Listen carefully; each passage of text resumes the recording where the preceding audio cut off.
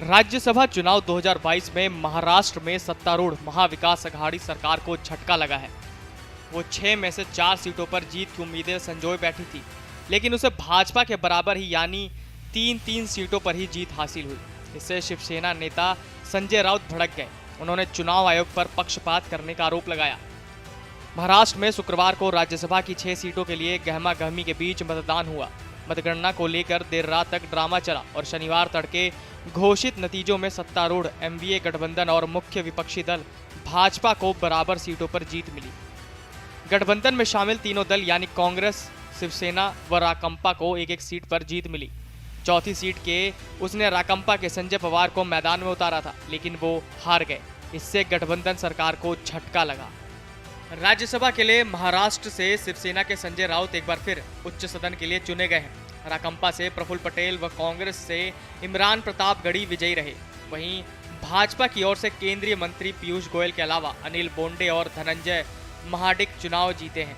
पूर्व सीएम व भाजपा नेता देवेंद्र फडणवीस ने देर रात तक चले ड्रामे के बाद 3 सीटों पर जीत का दावा किया। राज्यसभा के लिए पुनः निर्वाचित शिवसेना सांसद संजय राउत ने चुनाव आयोग पर भाजपा के प्रति पक्षपात का आरोप लगाया। उन्होंने कहा कि आयोग ने हमारा एक वोट अवैध घोषित किया। हमने इस पर आपत्ति ली, लेकिन कोई कार्रवाई नहीं की गई। महाराष्ट्र विधानसभा की कुल सीटें 288 हैं, लेकिन शिवसेना विधायक रमेश लाटके के निधन व राकांपा के 2 विधायकों नवाब मलिक व अनिल देशमुख के जेल में होने के कारण प्रभावी संख्या 285 रह गई थी।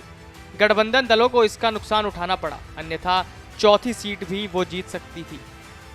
4 राज्यों की 16 राज्यसभा सीटों पर हुई वोटिंग की मतगणना शनिवार तड़के तक चलती रही। सबसे आखिर में महाराष्ट्र के नतीजे आए।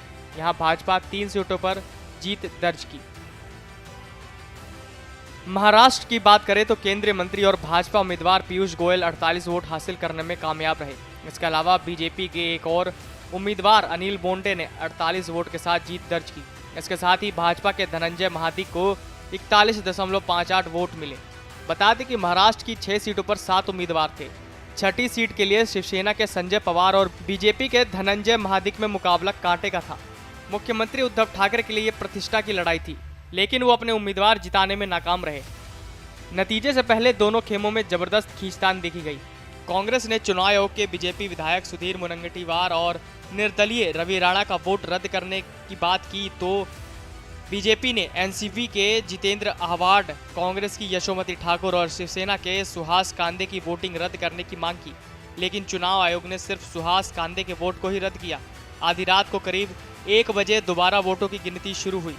सुबह जब नतीजे आए तो बीजेपी के खेमे में खुशी थी और शिवसेना खेमा निराश था। Video desk अमरउजाला.com। डाउनलोड करें अमर उजाला ऐप और पाएं खबरें लगातार। अगर आप ये वीडियो YouTube पर देख रहे हैं तो हमारे चैनल को सब्सक्राइब करें और बेल आइकन को दबाना ना भूलें। अगर आप Facebook पर ये वीडियो देख रहे हैं तो हमारे पेज को लाइक करें।